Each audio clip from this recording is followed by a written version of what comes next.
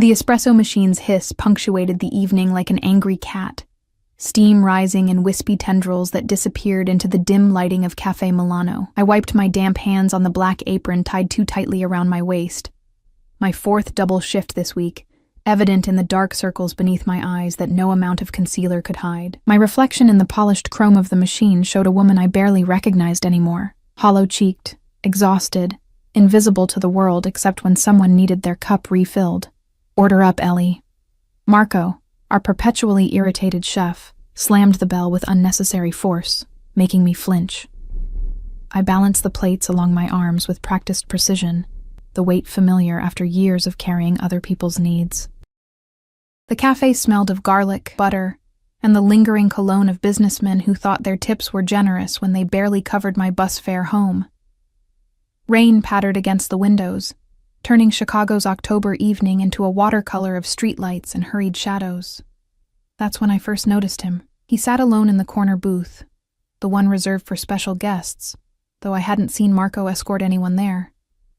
The stranger's presence seemed to bend the air around him, commanding attention, while simultaneously deflecting it. His suit wasn't just expensive, it was different, tailored to his broad shoulders in a way that spoke of European craftsmanship.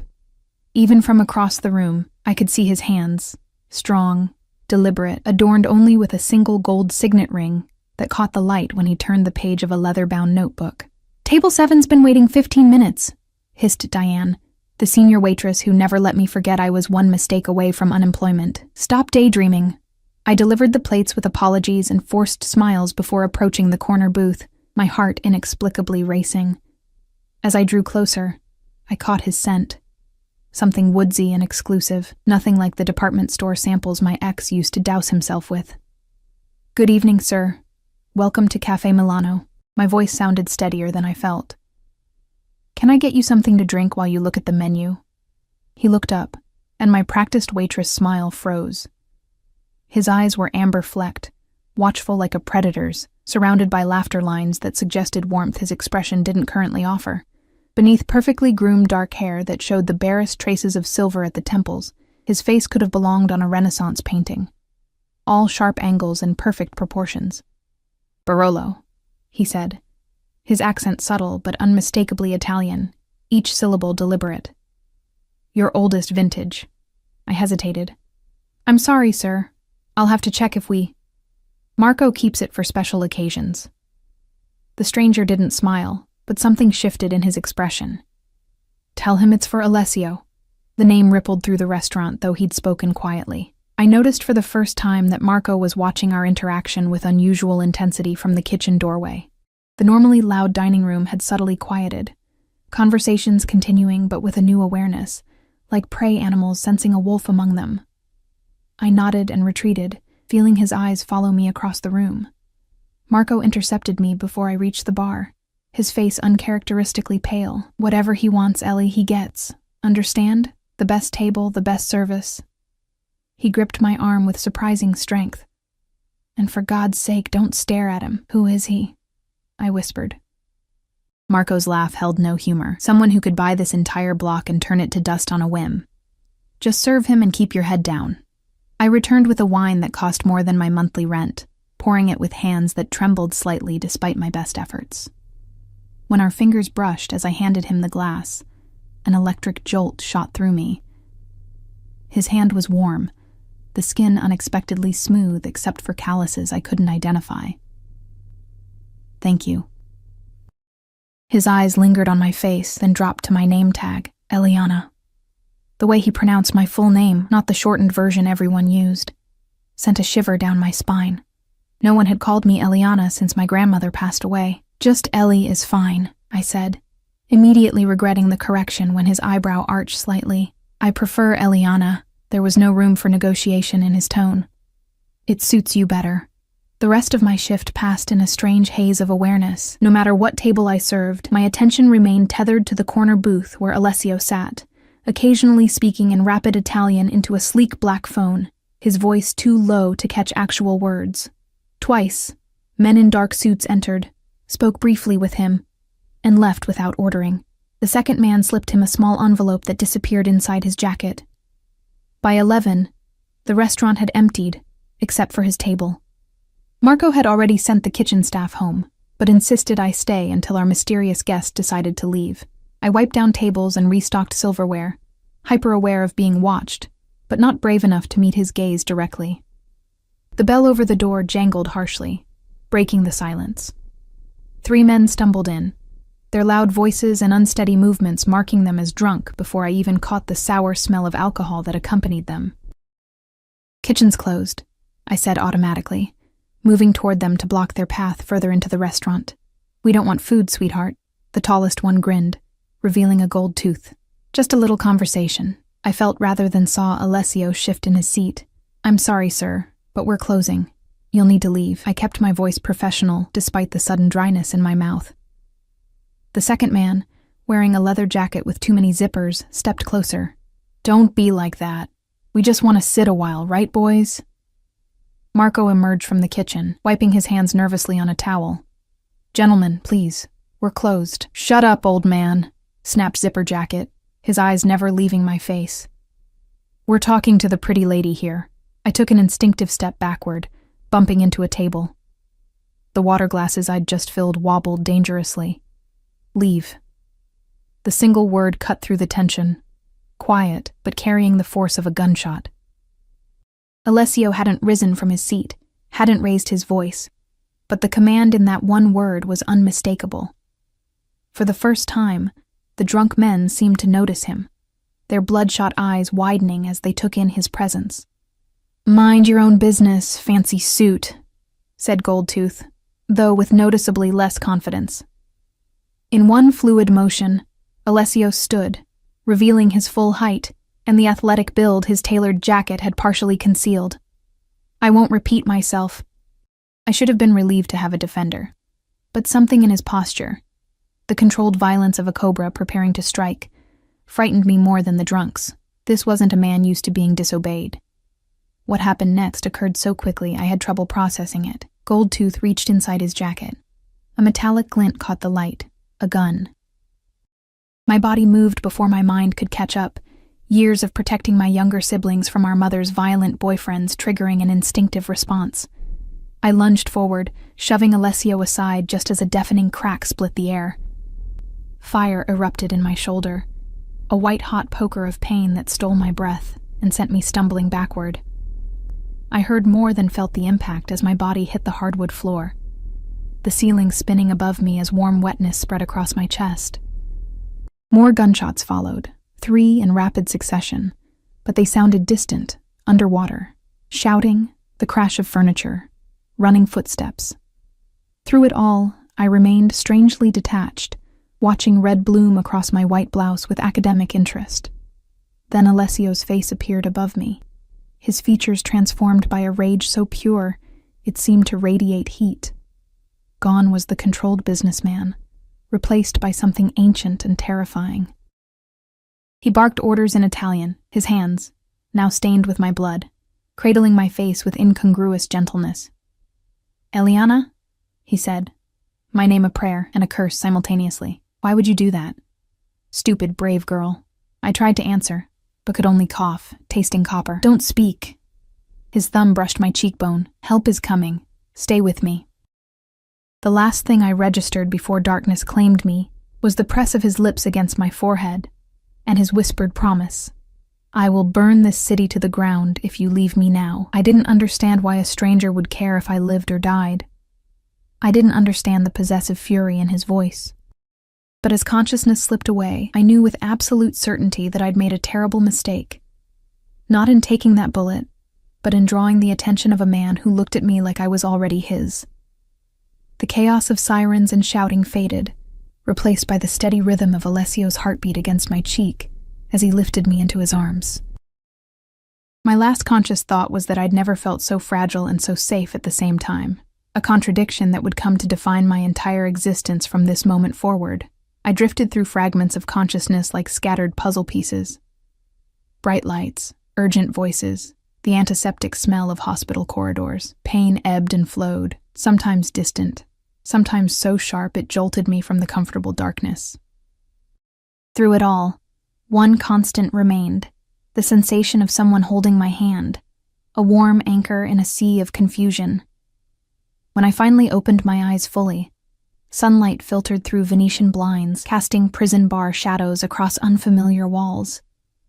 This wasn't a hospital room, at least not like any I'd seen before. The space was expansive, with high ceilings and what looked like genuine artwork hanging on soft blue walls. Fresh flowers perfumed the air, their vibrant colors almost offensive against the sterile whites and creams of medical equipment. "You're awake." The deep voice startled me. I turned my head, even that small movement sending ripples of pain across my shoulder, to find Alessio sitting beside the bed.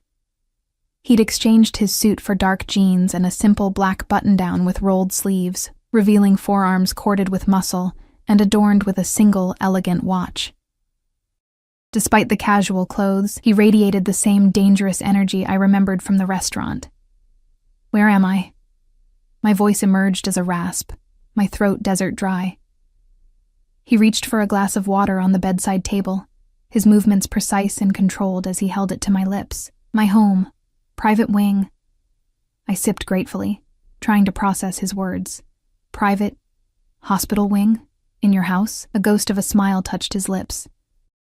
"When you need medical attention as often as my associates do, it becomes a necessary investment."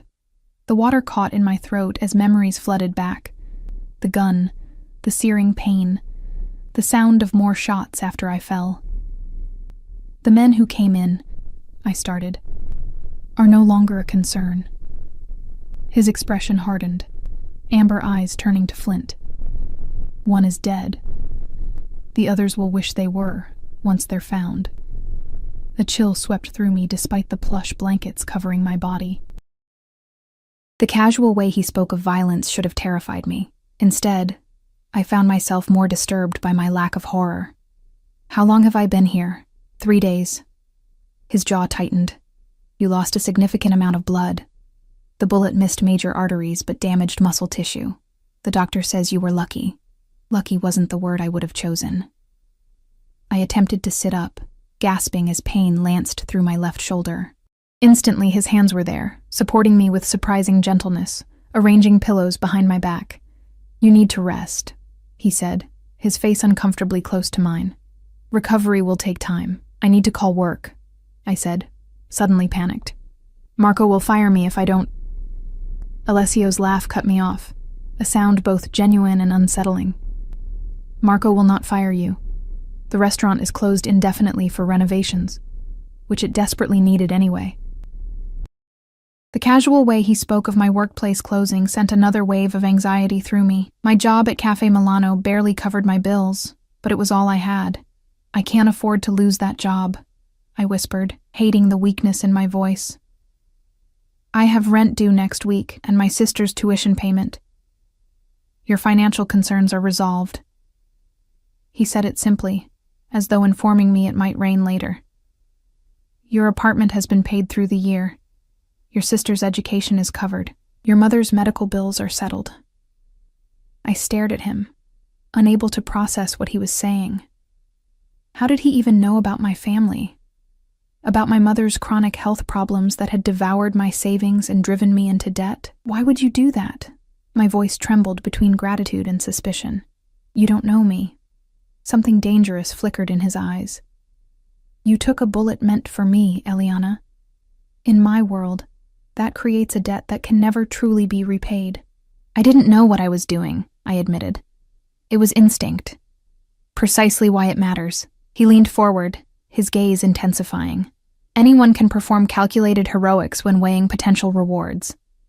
True character reveals itself in split-second decisions. You protected a stranger at risk to yourself." His hand moved to my face, fingertips tracing my cheekbone with a delicacy that belied their strength. "Do you have any idea how rare that is?" I wanted to look away but found myself trapped in his gaze. Up close, I could see flecks of gold in his irises, the faint scar bisecting his left eyebrow, the day's stubble darkening his jaw.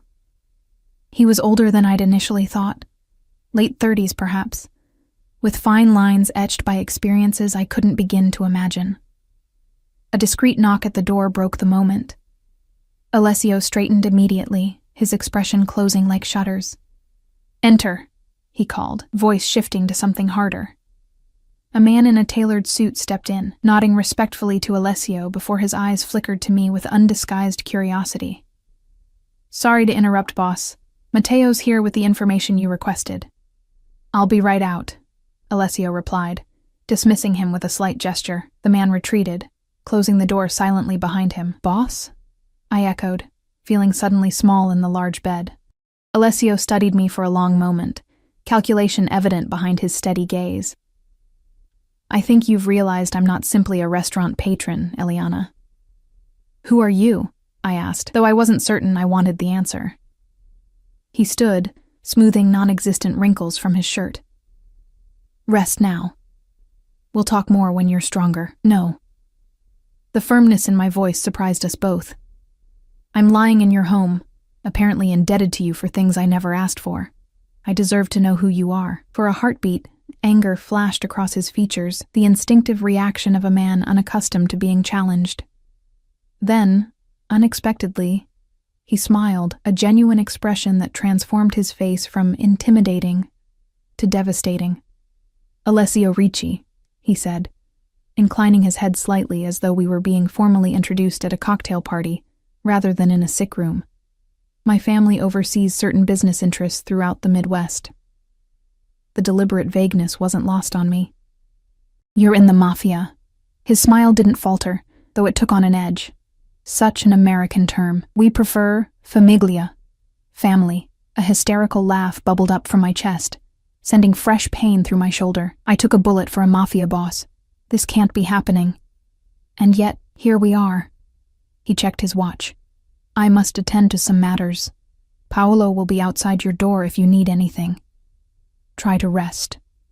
"Wait," I called as he reached the door. "When can I go home?"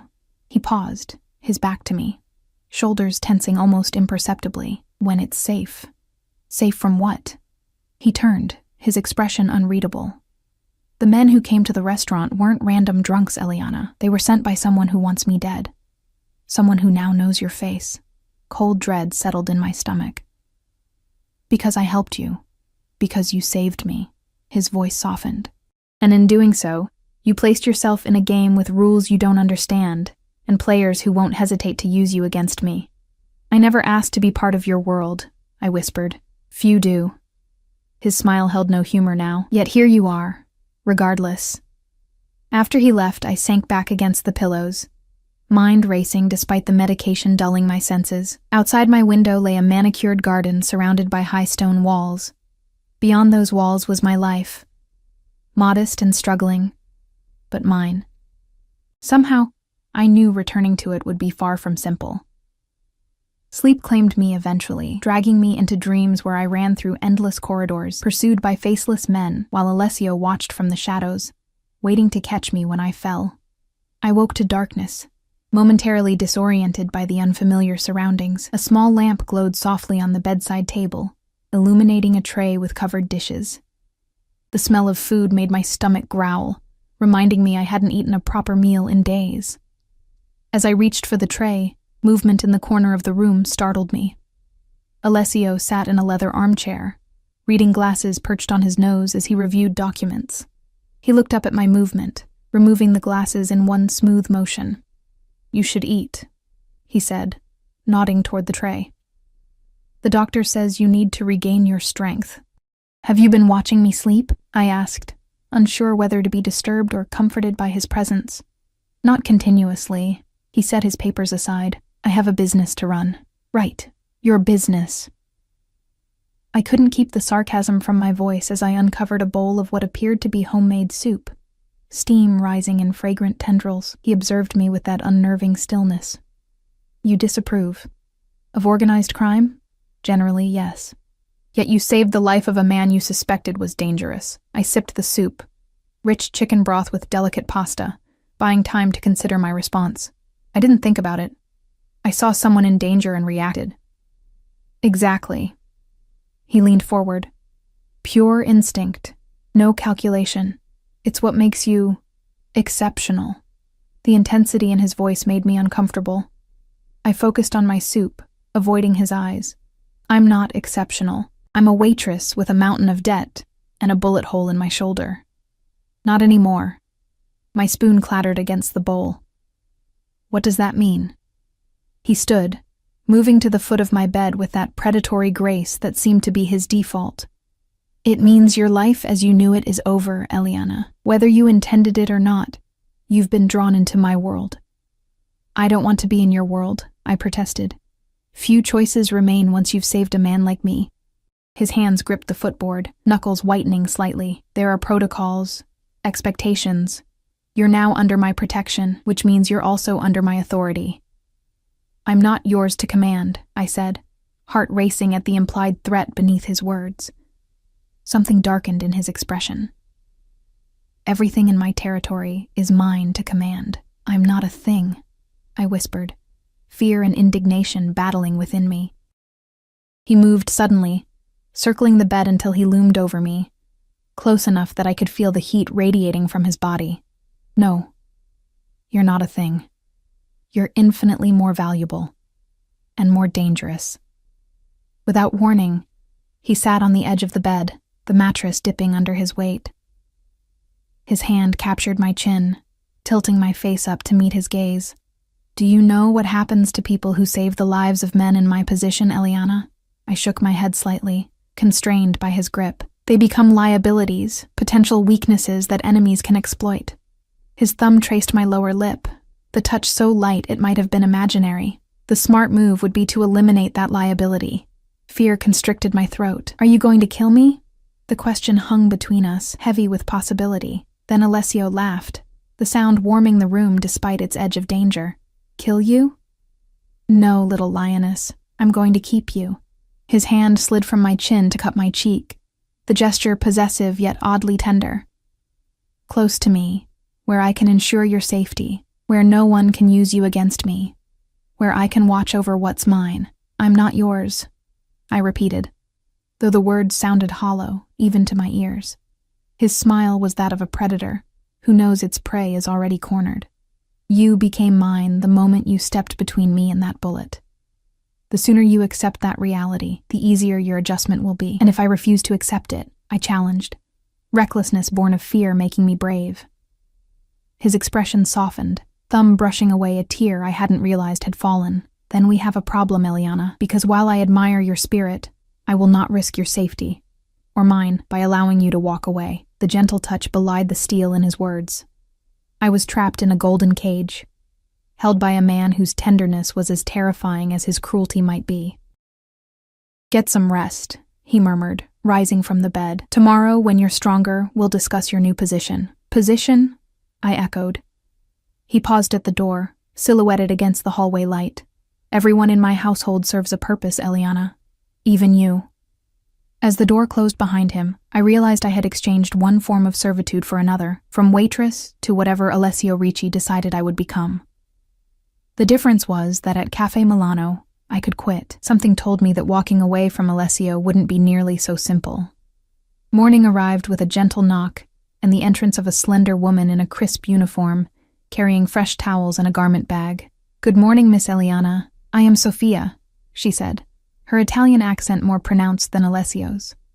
Mr. Ricci asked me to help you prepare for the day. Prepare for what? I asked, struggling to sit up. Sofia smiled, though it didn't quite reach her eyes. Mr. Ricci wishes to introduce you to the household staff this afternoon.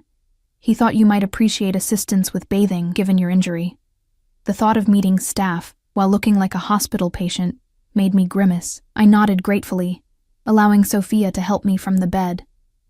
My legs trembled, weak from disuse, and my shoulder throbbed despite the medication coursing through my system. The bathroom attached to my room was obscenely luxurious, all marble and gold fixtures, with a walk-in shower that could have fit my entire apartment bathroom inside it. Sofia helped me undress, her professional demeanor never wavering, despite the ugly bruising that spread from my bandaged shoulder down my side like watercolor on wet paper. How many people work here? I asked as she washed my hair, careful to keep soap from my wound. At the main house? 22, she replied. Plus security rotation. Main house? I echoed, trying to imagine a place large enough to require 22 staff members. Sophia hesitated before answering. Mr. Ricci owns several properties. This is his primary residence in Chicago. After the bath, she helped me into unfamiliar clothes, silk pajamas and a cashmere robe that slipped like water against my skin. The garments fit perfectly, raising uncomfortable questions about how Alessio knew my size. These aren't mine, I said. Mr. Ricci had them delivered yesterday. Sophia brushed my hair with gentle strokes. He's very attentive to details. The way she said it suggested this attentiveness wasn't always directed toward clothing. I swallowed my next question, unsure I wanted the answer. Sophia led me not back to bed, but to a chaise lounge positioned by the window where sunlight illuminated a beautiful garden beyond. The grounds extended far beyond what I'd glimpsed yesterday, with manicured lawns giving way to what appeared to be a small orchard in the distance. Would you like breakfast now? Sophia asked, arranging pillows to support my injured side. My stomach growled in response. Yes, please. She returned minutes later with a tray of pastries, fresh fruit, and coffee that smelled divine. As I ate, I caught sight of movement in the garden below. Alessio, dressed in athletic clothes, sparring with a younger man on a gravel terrace. Even from a distance, the controlled power in his movements was mesmerizing. He moved like someone who had spent a lifetime learning how to hurt people efficiently. He trains every morning, Sophia said, following my gaze. No matter where in the world he is. Who is he fighting with? Marco, his nephew and head of security, as she paused. Something like warning in her tone. Mr. Ricci is very protective of his family. Before I could ask more, the sparring session ended. Alessio clapped the younger man on the shoulder, then glanced up, directly at my window. Even from this distance, I felt the weight of his gaze. He raised a hand in greeting, a gesture so normal it seemed out of place coming from him. Sophia cleared her throat. I'll return in an hour to help you dress for your meeting. Left alone, I sipped my coffee and tried to make sense of my situation. 3 days ago, I'd been a waitress worried about making rent. Now I was recuperating in a Mafia boss's mansion, wearing clothes that probably cost more than my monthly salary, about to be introduced to the household. The surreality of it all hit me in waves. I was still contemplating my bizarre circumstances when the bedroom door opened without a knock. Alessio entered, freshly showered, his hair damp and curling slightly at the temples. He'd exchanged his workout clothes for dark slacks and a light blue button-down. The sleeves rolled to expose those same muscular forearms I'd noticed yesterday. You're looking better today, he said, assessing me with a sweep of his gaze that felt almost physical. How's the pain? Manageable, I replied, suddenly conscious of my casual attire. Thank you for the clothes. They suit you. He moved to the window, standing close enough that I caught the scent of his soap, something citrusy and expensive. Did you sleep well?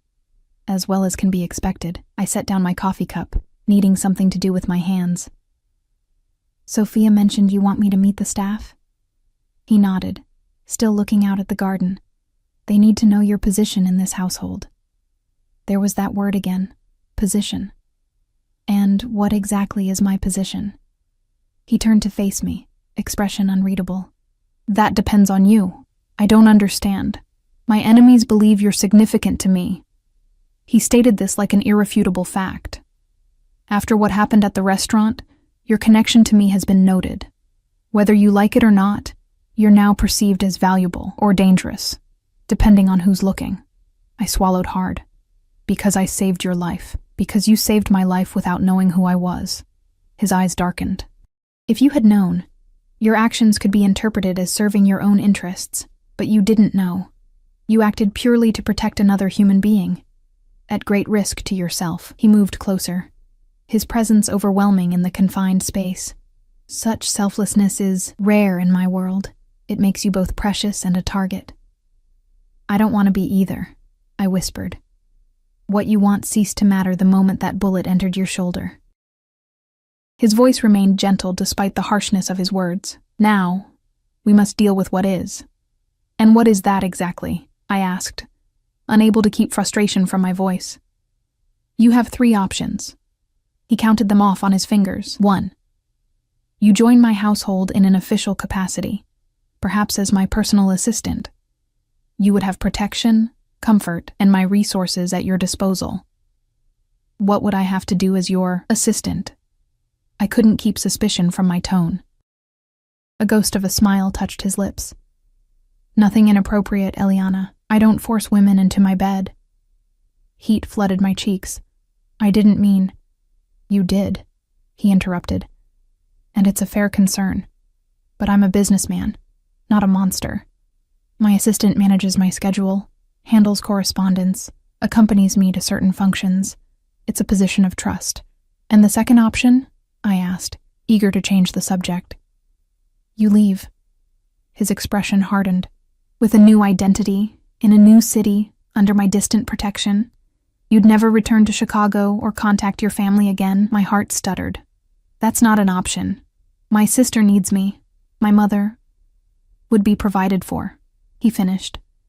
But you'd never see them again. It's the only way to ensure their safety as well as yours. Panic clawed at my throat. You said there were 3 options. Something dangerous flashed in his eyes. The third option isn't really an option at all. If you refuse the first 2, if you attempt to return to your old life without precautions, my enemies will find you. They will use you to get to me, and they will not be kind. The clinical way he described my potential torture or death sent ice through my veins. So I either work for you or disappear forever. Put simply, yes. He reached out, tucking a strand of hair behind my ear with surprising tenderness, though I hope you'll see it as more than mere employment. I protect what's mine, Eliana. My family, my people. Those under my care want for nothing. Except freedom, I said quietly. His hand lingered near my face. Freedom is an illusion. We're all bound by something. Poverty, obligation, fear. I'm merely offering golden chains instead of iron ones. Before I could respond, another knock sounded at the door. Alessio stepped back, calling permission to enter. Sophia appeared, arms laden with clothing. Everything is ready downstairs, Mr. Ricci. Thank you, Sophia. He turned back to me. I'll leave you to dress. Join me in the study when you're ready. Sophia will show you the way. After he left, Sophia laid out the clothes on my bed. A simple but elegant navy blue dress, soft leather flats, and delicate underwear that still had price tags attached, all in my exact size. He had these delivered from Neiman Marcus yesterday, she explained, helping me out of the robe. Mr. Ricci said you would prefer something comfortable but appropriate. The fact that he'd thought about what I might prefer was oddly touching, despite the circumstances. Sophia helped me dress, careful of my injured shoulder, then guided me through a maze of hallways that confirmed the enormous scale of the house. We passed artwork that belonged in museums, antique furniture that whispered of old money, and security cameras disguised as architectural elements. The 2 guards we encountered nodded respectfully as we passed, their eyes cataloging me with professional assessment. Sophia stopped before a heavy wooden door, knocked once, then opened it without waiting for a response. Miss Eliana, sir. The study was a testament to masculine luxury. Leather furniture, dark wood paneling, and walls lined with books that appeared well-read rather than decorative. Alessio stood at a large desk, conversing quietly with 3 men who turned to stare as I entered. Thank you, Sophia, Alessio said, dismissing her with a nod before approaching me. Eliana, I'd like you to meet some of my associates. The introductions passed in a blur. Marco, the nephew I'd seen sparring earlier, Antonio, an older man whose silver hair and expensive suit exuded authority, and Vincent, whose American accent stood out among the Italian voices. All 3 men examined me with barely concealed curiosity. Gentlemen, Alessio said once the formalities concluded, Eliana will be joining my household as my personal assistant. She is to be afforded every courtesy and protection. Is that understood? The men murmured agreement, though I caught the significant look that passed between Antonio and Vincent. Sir, Antonio ventured, perhaps we should discuss the Rossi matter before. Later. Alessio cut him off, his tone brooking no argument. For now, I'd like a moment alone with Eliana. The men filed out, Marco pausing to squeeze Alessio's shoulder in what seemed a gesture of support or warning. When the door closed behind them, Alessio gestured toward a leather sofa. Please sit. You shouldn't be on your feet too long. I sank into the soft leather, overwhelmed by the morning's events. I don't recall agreeing to be your assistant. He poured 2 glasses of water from a crystal decanter, handing me one before sitting opposite me. Would you prefer I introduced you as my hostage? Despite everything, a startled laugh escaped me. Is that humor, Mr. Ricci? Alessio, he corrected, a smile softening his features. And yes, contrary to popular belief, men in my position occasionally appreciate irony. I sipped my water, buying time. You announced my position without consulting me. A necessary formality. He leaned forward, elbows on knees. My organization operates on clear hierarchies. Ambiguity creates vulnerability. By establishing your role, I've placed you under my direct protection, which means anyone who harms you answers to me personally. The implication hung between us, and if I still want to leave, then say so, and arrangements will be made. His expression remained neutral, but something in his eyes tightened, though I hope you'll give this arrangement a chance. Why? I asked, genuinely curious. You could have any assistant you wanted. Why keep a waitress with no qualifications who knows nothing about your world? He studied me for a long moment, as though deciding how much to reveal. Several reasons. First, practicality. You've already seen too much. Second, appearances. My reputation would suffer if I failed to reward someone who saved my life. And third, he paused, something shifting in his expression. You intrigue me, Eliana. Your selflessness, your courage, these are rare qualities. His candor surprised me. That's it? I'm an interesting specimen to study? No. He set down his glass with deliberate care. You're also a beautiful woman who looked at me without fear or calculation, at least initially. Do you know how rarely that happens in my position? Heat crept up my neck at his directness. I'm afraid of you now. Are you? He raised an eyebrow. Or are you afraid of your circumstances? The distinction felt important somehow. Before I could formulate a response, a discreet knock interrupted us. Come, Alessio called. Marco entered, his expression grim. Sorry to interrupt, Uncle. There's a situation that requires immediate attention. Alessio stood immediately. What kind of situation? Rossi's men were spotted near Eliana's apartment building. They've been asking questions about her. Marco's eyes flicked to me briefly. They know she survived. The temperature in the room seemed to drop several degrees. Alessio's posture shifted subtly, the businessman replaced by something more dangerous. How many? 4 that we identified, probably more watching. Put Stefano's team on surveillance. I want to know everyone who goes in or out of that building. Alessio's voice remained calm, but his hands had clenched into fists. And double security here. No one enters the grounds without my explicit approval. Marco nodded, retreating from the study without another word. Alessio remained motionless for several seconds, staring at the closed door with an expression that sent chills down my spine.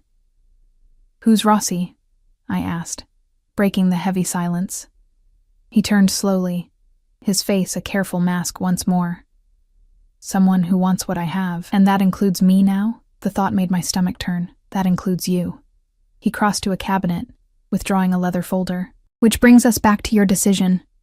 I need your answer, Eliana. Now. The choice wasn't really a choice at all, but I couldn't bring myself to say the words he wanted to hear. I need to talk to my sister first, to explain why I've disappeared. Something softened in his expression. Of course. Family is important. Can I see her? I asked, hope flaring briefly. Not yet. He held up a hand to forestall my protest. It's too dangerous while Rossi's men are watching. But you can call her, from a secure line, with certain precautions. It was less than I wanted, but more than I expected. Thank you. He nodded, opening the folder to reveal what appeared to be a contract. Then you agree to stay, at least temporarily? The document before me was written in legal language too complex to quickly understand, but the title was clear. Private employment agreement. What exactly does this commit me to? I asked, scanning the dense paragraphs. Standard terms of employment, confidentiality, loyalty, duties as my assistant. He pointed to several highlighted sections. Generous compensation, healthcare, security provisions. Nothing inappropriate or illegal required of you. And if I want to leave eventually? There's a termination clause. His finger traced down to the final page. 3 months' notice, relocation assistance, lifetime security consultation, all quite civilized. I looked up from the contract to find him watching me intently, his eyes revealing nothing of his thoughts. Why are you being so reasonable about this? You could just force me to stay. I could, he acknowledged. But willing loyalty is far more valuable than coerced submission. I want you to choose this, Eliana. The pen he offered felt heavier than it should. My hand trembled slightly as I reached for it, my mind racing through limited options. Stay and become entangled in a world of violence and power, or flee and abandon everything and everyone I loved. If I sign this, I said slowly, I want regular contact with my family, and protection for them too. Done. He didn't hesitate. Anything else? I took a deep breath. I want your word that you won't ask me to do anything that violates my conscience. Something like respect flickered in his eyes. You have it. I never intended to corrupt you, Eliana. Your moral compass is precisely what makes you valuable. With a sense of sealing my fate, I signed the contract. Alessio took the pen from my fingers, his hand lingering against mine for a moment too long to be accidental. Welcome to the family, Eliana. The way he said it sounded more like a claim than a greeting. As he signed beside my name, I couldn't shake the feeling that I'd just traded one prison for another. Only this one had gilded bars and a jailer whose intentions remained dangerously unclear. 2 weeks passed in a strange limbo of recovery and adjustment. My shoulder healed gradually, pain fading to a dull ache that flared only with sudden movements. Sophia helped me exercise the damaged muscles each morning, following the regimen prescribed by Alessio's private doctor, who visited every 3rd day.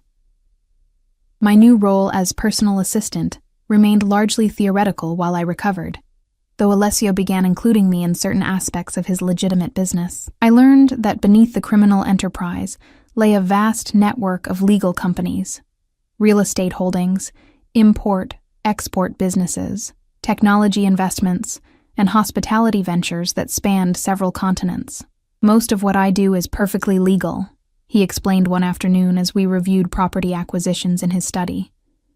The other activities simply expedite processes that bureaucracy tends to complicate.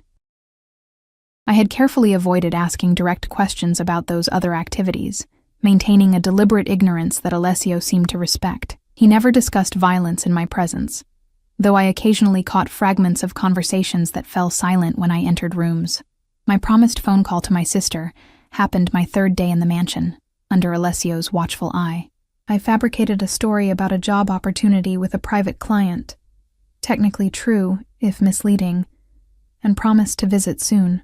The relief in Amy's voice had brought tears to my eyes, especially when she mentioned that someone had anonymously paid off our mother's medical bills. It's like a miracle, Ellie, she'd said, excitement bubbling through the phone line.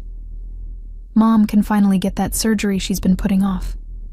The hospital said everything's covered, past and future treatments. I'd glanced at Alessio, who pretended absorption in his laptop screen while obviously listening to every word. The knowledge that he could grant such life-changing assistance with a single command was both comforting and terrifying. That evening marked my first dinner with Alessio outside my room. He'd insisted I join him in the formal dining room, though he dismissed the staff after they served our meal. You've been cooped up too long, he said, pouring wine into crystal glasses that caught the candlelight. Besides, we should celebrate your recovery. I'm hardly recovered, I replied, gesturing to the sling still supporting my arm. But improving. His eyes softened in the dim light. You're stronger than you know, Eliana. Throughout dinner, I found myself increasingly conscious of his gaze, the way it lingered when I spoke, how it traced the movement of my hand as I raised my wine glass. I'd noticed his attractiveness from the first moment in the restaurant, but proximity had only intensified its effect. The dangerous edge that surrounded him like an aura should have repelled me. Instead, I found myself drawn to the contradictions he embodied, ruthless in business, yet surprisingly gentle with me, commanding with his subordinates, yet attentive to my comfort. Tell me about your family, he said as we finished our meal, settling back with a glass of amber liquor. You rarely speak of them. The request seemed innocuous, but instinct told me to be cautious. There's not much to tell. My sister is 19, studying nursing. My mother has lupus, which has gotten worse over the years. My father left when I was 12, and you became the provider. It wasn't a question. I nodded, uncomfortable with his perception. Someone had to pay the bills. You sacrificed your own opportunities. Again, not a question. I did what was necessary. I studied his expression, trying to understand his interest. Why do you want to know this? He swirled his drink thoughtfully. I'm trying to understand you, the woman who would step in front of a bullet for a stranger. I told you, it was instinct. Born from years of protecting others. He leaned forward, eyes intent. You've spent your life shielding people, haven't you? Your mother from financial ruin. Your sister from missed opportunities. Even your customers at the restaurant. I watched you for weeks before that night, the way you diffused situations, managed difficult patrons, protected the younger staff. My pulse quickened. You were watching me before the shooting? A faint smile touched his lips. Cafe Milano has excellent risotto. I have a standing reservation every Tuesday. I never noticed you before that night, I said, then winced at how that sounded. You weren't meant to. His smile deepened, revealing a dimple in his right cheek I hadn't noticed before. Though I noticed you immediately, the waitress who treated everyone with equal respect, regardless of their tab, who slipped extra bread to the old man who ordered only soup, who absorbed Diane's pettiness without complaint. Discomfort crept along my spine. How often were you there? Often enough to know your extraordinary and ordinary circumstances. He set down his glass with careful precision. Which makes me wonder how extraordinary you might be in extraordinary circumstances. Before I could respond to this unsettling observation, the dining room door opened. Marco entered, his expression tense. Sorry to interrupt, Uncle. His eyes flickered briefly to me. There's a situation that requires your attention. Alessio's demeanor shifted instantly, warmth replaced by cool authority. Excuse me, Eliana. Enjoy your dessert. I may be a while. After they left, I abandoned any pretense of eating, retreating to my room where I paced the plush carpet, my thoughts racing. Alessio had been watching me long before the shooting. Had the drunk men been part of some elaborate test? No. His rage that night had been too genuine, his concern during my recovery too consistent. Sleep eluded me that night, my mind replaying every interaction with Alessio, searching for hidden motives. Dawn found me exhausted but resolved. I needed more information about the man who now controlled my life. Over the following days, I began paying closer attention to the household rhythms. I noted which staff members seemed most approachable, which areas of the mansion saw the heaviest security, which times Alessio was most likely to be occupied with business. Sophia proved a valuable, if reluctant, source of information. While helping me dress one morning, she mentioned that she'd worked for the Ricci family for 15 years. You must know Alessio well, I ventured, keeping my tone casual. Her hands paused briefly at my shoulder. Mr. Ricci is a private man. But fair? I pressed. As an employer, I mean. She resumed her task, securing the sling with practiced movements. More than fair. When my husband became ill 3 years ago, Mr. Ricci arranged specialists from Europe, paid for experimental treatments not covered by insurance. Gabriele is alive because of him. The genuine gratitude in her voice wasn't what I expected. He takes care of his people. Loyalty flows both ways in this house, she said, meeting my eyes in the mirror. Remember that, Miss Eliana. The warning, or advice, lingered as I made my way to Alessio's study for what had become our morning routine. He would review overnight reports while I organized his correspondence and schedule, learning the complex web of his business interests. I found him standing at the window, phone pressed to his ear, tension evident in the set of his shoulders.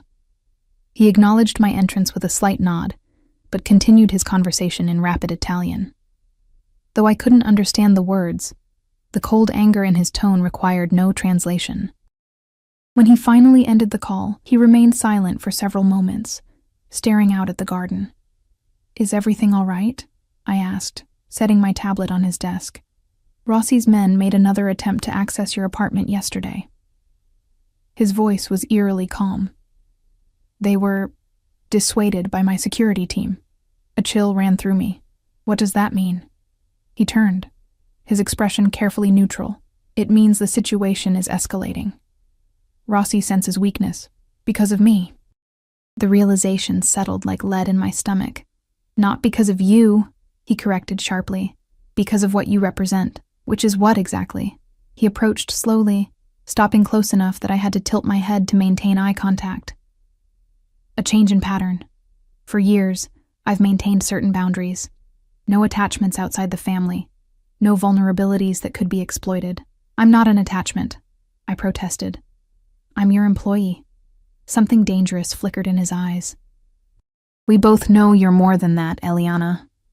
My heart stuttered at his directness. I don't understand what you want from me, neither do I.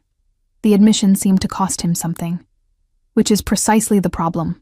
Before I could respond, Marco appeared in the doorway, his expression grim. They found Stefano. Alessio's entire demeanor transformed, a cold mask sliding into place. Where? Abandoned warehouse near the river. He's alive, but barely. They're bringing him in now. Prepare the medical wing. Alessio grabbed his jacket from the back of his chair. And call Vittorio. Tell him to bring everything. This wasn't a random attack. As he moved toward the door, he paused beside me. Stay in your room until I come for you. Lock the door. Open it only for Sophia or myself. What's happening? I asked, fear closing my throat. His hand brushed my cheek briefly. Nothing you need to concern yourself with. Just stay safe. After he left, I returned to my room as instructed, but anxiety made confinement unbearable. Hours passed with no word. Twice I heard hurried footsteps in the corridor, urgent voices speaking in Italian. When Sophia brought lunch, her usual warmth was replaced with distracted efficiency. Is Stefano all right? I asked as she turned to leave. She paused, conflict evident in her expression. The doctors are with him. Who is he? I pressed. Why would someone hurt him? Sophia glanced at the door, then lowered her voice. He was watching your apartment building. One of Mr. Ricci's most trusted security men. The implication hit like a physical blow. Someone hurt him because of me? Not because of you, she echoed Alessio's earlier words. Because of his loyalty to Mr. Ricci. After she left, guilt and fear warred within me. A man was fighting for his life because he'd been protecting me. Or rather, protecting Alessio's interest in me. The artificial bubble I'd been living in for 2 weeks suddenly felt dangerously thin. Night fell, with still no word from Alessio. I dozed fitfully in a chair by the window, startling awake at every distant sound. Near midnight, my door opened without a knock. Alessio stood in the threshold, his appearance shocking after the polished businessman I'd grown accustomed to. His shirt was wrinkled, sleeves rolled to reveal forearms smudged with what looked disturbingly like dried blood. His jaw darkened with stubble, and his eyes held a coldness that made me shrink back involuntarily. You should be sleeping, he said, his voice rough with exhaustion. Is Stefano alive? I asked, rising from the chair. Something shifted in his expression. Yes, he'll recover eventually. Relief flooded me, followed immediately by fresh fear at the implications of eventually. What happened to him? Alessio closed the door, moving to pour himself a drink from the crystal decanter kept on my sideboard. Nothing you need to know about. I think I do need to know, I insisted. Courage born of fatigue and frustration. If people are being tortured because of me, he interrupted sharply. Make no mistake, Eliana. Stefano was targeted because he works for me. You are simply the excuse Rossi needed to escalate a conflict that's been brewing for years. Then let me go. The words escaped before I could consider their wisdom. If I'm making things worse, in 2 quick strides, he closed the distance between us, his hands grasping my upper arms with carefully restrained strength. Let you go? Now? When Rossi has proven he'll target anyone connected to me? His laugh held no humor. He would have you within hours, and he would use you in ways that would make Stefano's injuries look merciful. Fear closed my throat, not of Alessio, but of the faceless Rossi and what he represented. What does he want? Alessio's grip gentled, one hand moving to brush hair from my face with incongruous tenderness. What all men like him want: power, territory, respect. His thumb traced my cheekbone. Me, broken or dead. The intimacy of the gesture contrasted sharply with his words, leaving me disoriented. And what do you want? Something shifted in his gaze, hardness giving way to an emotion I couldn't identify. Right now? To keep you safe. To end Rossi before he hurts anyone else under my protection. His hand slid to cup my neck, warm and possessive. And to understand why, after years of perfect control, I find myself making decisions based on a waitress who looked at me without fear. The raw honesty in his voice stripped away my defenses. I'm afraid now. No. His eyes searched mine. You're cautious, concerned, but not afraid. Not of me. That's the problem, Eliana. You should be. Morning light filtered through the curtains when I woke, momentarily disoriented. Memories of the previous night's conversation with Alessio flooded back. His blood-stained appearance, the intensity in his eyes when he'd told me I should fear him. Yet he'd left shortly after, instructing me to rest, his touch lingering on my face like a promise or a warning. The mansion hummed with unusual activity when I ventured out. Security personnel I hadn't seen before patrolled the hallways, speaking in hushed tones into discreet earpieces. In the kitchen, staff worked with nervous efficiency, barely acknowledging my presence as I helped myself to coffee. "Mr. Ricci requests your presence in his office," said a voice behind me, startling me into nearly spilling my drink. I turned to find Marco watching me with that same assessing gaze he always used, somewhere between suspicion and curiosity. Unlike his uncle, Marco made no effort to disguise his dangerous nature. The gun holstered beneath his tailored jacket was clearly visible as he gestured for me to follow him.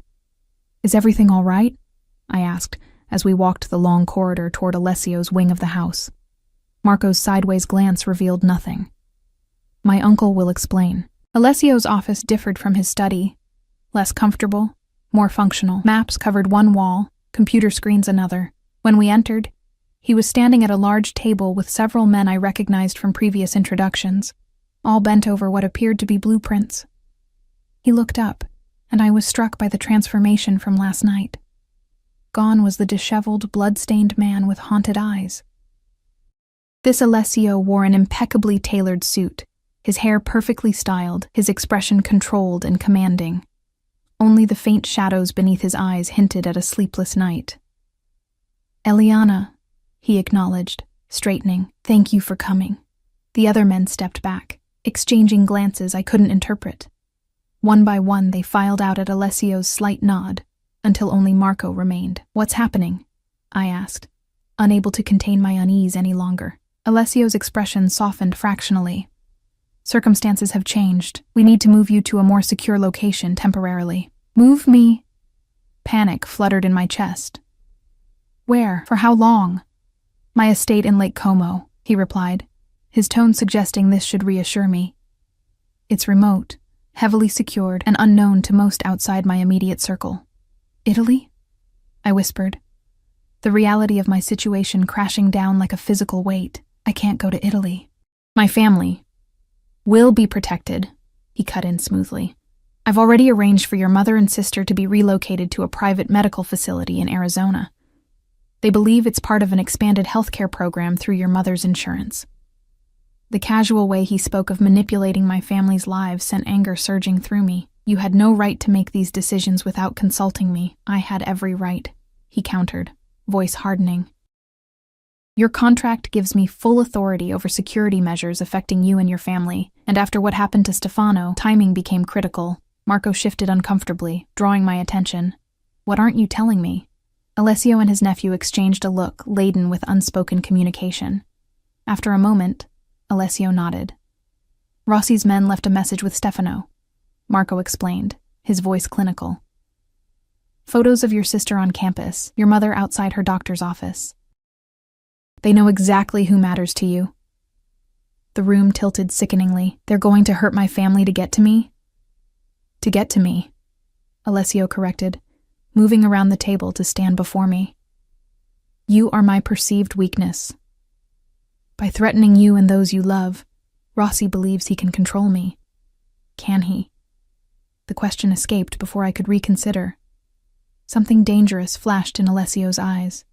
He certainly thinks so. The implication hung between us, heavy with meaning I wasn't sure I wanted to understand. Marco cleared his throat. The jet is ready whenever you are, Uncle. Security is in position at both locations. Alessio nodded. Give us a moment. After Marco left, silence stretched between us. I hugged my arms across my chest, suddenly cold despite the room's comfortable temperature. How long will we be gone?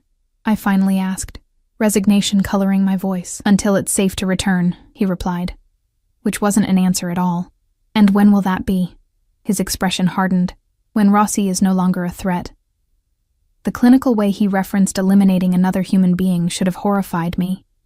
Instead, I found myself wondering what it said about my own morality, that I felt only relief at the implied violence. I need to pack, I said, avoiding the ethical quagmire our conversation threatened to become. Sophia has prepared everything you'll need. He stepped closer, his voice softening. I understand this is difficult, Eliana, but I promise you, your family will be safe. You will be safe. But you won't be, I said, the realization dawning as I studied his face. You're sending me away while you deal with Rossi. A ghost of a smile touched his lips. I'm sending you away because your presence clouds my judgment, and I need perfect clarity for what comes next. Before I could respond, he reached for my hand, his touch surprisingly gentle as he placed a small object in my palm. I looked down to find a delicate gold ring with a small ruby set in an antique filigree setting. What is this? I asked, confused by the seemingly random gift. Protection, he replied. Everyone in my inner circle wears a symbol of their connection to me. It identifies you as untouchable to those who understand the significance. I stared at the ring, understanding dawning. This marks me as your possession. As under my protection, he corrected, though his eyes told a different story. Wear it always, especially in Italy. The weight of the ring felt disproportionate to its physical size as I slipped it onto my right hand. It fit perfectly, of course. Alessio left nothing to chance. The car is waiting, he said, stepping back. Marco will accompany you to the airfield. You're not coming. I hadn't expected the sharp disappointment that accompanied the question. I'll join you in a few days, he replied, his expression carefully neutral. Business requires my presence here a little longer. The business of eliminating Rossi, I understood without him saying it explicitly. I nodded, suddenly unsure what to say and what could be our final moments if things went wrong. Alessio solved the dilemma by closing the distance between us, his hand rising to cup my face with that now familiar possessive gentleness. Be safe, Eliana. Trust no one but Marco and the staff you recognize from here. Before I could respond, he leaned forward and pressed his lips to my forehead, a benediction and a claiming all at once. The gesture left me breathless, confused by the conflicting emotions it triggered. I'll see you in Como, he murmured against my skin, then stepped back, his professional mask sliding seamlessly back into place. Marco appeared at the door as if summoned telepathically, and just like that, I was whisked away. From Chicago, from my family, from everything familiar, into a world where I existed solely as an extension of Alessio Ricci's will. The journey passed in a blur of private terminals, luxury transportation, and deferential staff who never quite met my eyes. Marco remained a constant, silent shadow, his vigilance never wavering even on the private jet where we were alone, except for the crew. It was only as we approached the Italian estate, a spectacular villa perched above Lake Como's crystalline waters, that Marco finally spoke more than essential directions. He's never brought anyone here, he said, watching my reaction as the car wound up the cypress-lined drive, not in the 5 years since he acquired it. I turned from the window to study his face. Why are you telling me this? Marco's expression remained carefully neutral. Because you should understand the position you occupy in his life, for better or worse. Which do you think it is? I asked, genuinely curious about his assessment. A ghost of a smile touched his lips, so reminiscent of his uncle that it startled me. That depends entirely on what happens next. The villa proved even more spectacular inside than out, a seamless blend of historic architecture and modern luxury. A small staff greeted us, all speaking English for my benefit, all wearing small indicators of their allegiance to Alessio. Pins, rings, or pendants similar to but distinct from mine. Sophia appeared from within, her familiar face a welcome sight amidst so much strangeness. "Miss Eliana, welcome. I'll show you to your rooms." The suite prepared for me overlooked the lake, with a private terrace and sumptuous furnishings that somehow perfectly matched my taste, despite never having discussed such preferences. My clothes, a mix of familiar items from my apartment and new pieces in the same style, had been unpacked and arranged in a walk-in closet larger than my entire bedroom in Chicago. "There's a phone on the nightstand," Sophia explained as she showed me around. "It connects only to the house and to Mr. Ricci's secure line. For your safety, please don't try to use any other communication devices while you're here." The gentle reminder of my gilded cage didn't escape me. "How long has Alessio owned this place?" 5 years, she replied, confirming Marco's earlier comment. "He comes here when he needs solitude. Very few people know of its existence. Yet he's sent me here," I mused, more to myself than to her. Sophia's expression softened with something like sympathy. "Mr. Ricci protects what he values, Miss Eliana, sometimes at great personal cost." The days passed in strange isolation. The estate grounds were extensive but thoroughly secured, allowing me limited freedom to explore gardens and shoreline paths under the watchful eyes of security personnel who materialized whenever I ventured outdoors.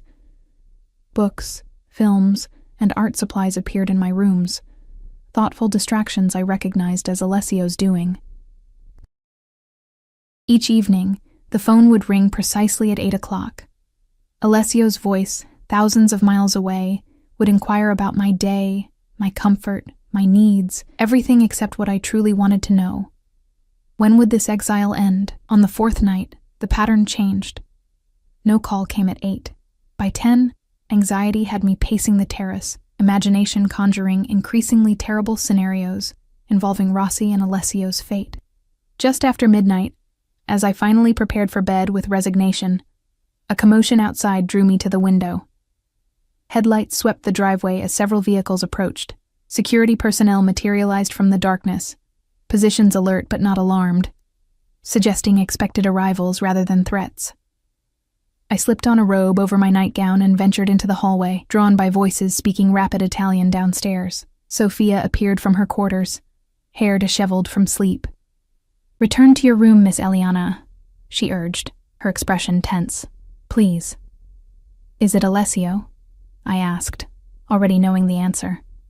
Before she could respond, the front door opened below, and I leaned over the balustrade to see Alessio himself enter, flanked by Marco and 2 security men I recognized from Chicago. Even from above, I could see the weariness in his posture, the careful way he held himself suggesting injury or pain. He looked up, as though sensing my presence, our eyes meeting across the distance. Something in his expression shifted, hardness giving way to something softer, more vulnerable. Without a word to his companions, he moved toward the stairs. Sophia discreetly disappeared as Alessio reached the landing, leaving us alone in the dimly lit hallway. Up close, the evidence of what he'd been doing was unmistakable. A healing cut across his cheekbone, bruising at his temple, knuckles raw and scabbed. He'd changed from his usual impeccable suits to dark clothing that concealed whatever other injuries he might carry. "You should be sleeping," he said, echoing his words from nights ago in Chicago. "Is it over?" I asked, ignoring his gentle rebuke. A ghost of a smile touched his lips. "Yes." That single syllable contained multitudes. Finality, victory, cost. I didn't ask for details, uncertain whether my reluctance stemmed from moral qualms or self-preservation. "Were you hurt?" I reached toward the cut on his face, stopping just short of touching him. "Nothing serious." He captured my hand, his thumb brushing over the ruby ring he'd given me. "You're still wearing it. You told me to," I reminded him. Something shifted in his expression. "And do you always do as you're told, Eliana?" "Rarely," I admitted. "But this seemed important to you." It was. His voice softened as he tugged gently on my hand, drawing me closer. It means more than you know to see it on your finger. We stood in silence, the weight of unspoken words hanging between us. So much had changed in the weeks since that night at Cafe Milano. I had changed, my understanding of the world and my place in it transformed by proximity to this dangerous, complicated man. "What happens now?" I finally asked, the question encompassing far more than our immediate future. Alessio's free hand rose to cut my face, thumb tracing my cheekbone in that now familiar gesture. "Now we have choices, Eliana. Real ones, not forced by circumstance or threat." "What choices?" I whispered, pulse quickening under his touch. "You can return to Chicago, to a life not unlike your old one, but with my protection ensuring your comfort and safety from a distance." His eyes held mine, searching. "Or you can stay, with me. Not as my employee or my ward, but as something more." The offer hung between us, tempting and terrifying in equal measure. "And if I choose to go back, then I'll respect your decision." The words clearly cost him, belied by the tightening of his fingers against mine. "Though I would hope you might permit me to visit occasionally." "And if I stay?" I asked, already knowing my decision but needing to understand what it meant. Instead of answering with words, he closed the remaining distance between us. His lips found mine with gentle pressure that quickly gave way to something more demanding as my response encouraged him. The kiss deepened, his arms drawing me against him with careful attention to his injuries, yet unmistakable possession. When we finally parted, both breathless, he pressed his forehead to mine. "If you stay, you accept all of me, Eliana, the businessman and the monster. I won't pretend to be something I'm not." "I don't want pretense," I whispered, fingers tracing the line of his jaw. "I want truth between us, even when it's difficult." His smile transformed his face, years falling away as relief and something dangerously close to joy replaced the guarded control I'd grown accustomed to. "Then stay, choose me, knowing exactly who and what I am." In that moment, standing in the hushed hallway of a villa overlooking moonlit waters, I made my choice, not from fear or obligation, but from the recognition of something rare and precious forming between us, a connection forged in violence and danger, yet evolving into something that might, with care and honesty, become love. "I choose you," I said simply. "All of you." His arms tightened around me, the embrace of a man who had faced death and returned victorious to claim what he considered his. As his lips found mine once more, I understood that in saving Alessio Ricci that night in the restaurant, I had not lost my freedom. I had found a different kind, one where protection and possession, danger and devotion, existed in perfect, complicated balance. The bullet that had brought us together had changed everything, marking the end of one life and the beginning of another. Not as victim and savior, nor captor and captive, but as equals joined by choice and circumstance. A waitress and a mafia boss, finding in each other the missing pieces neither knew they sought until fate intervened with gunpowder and blood.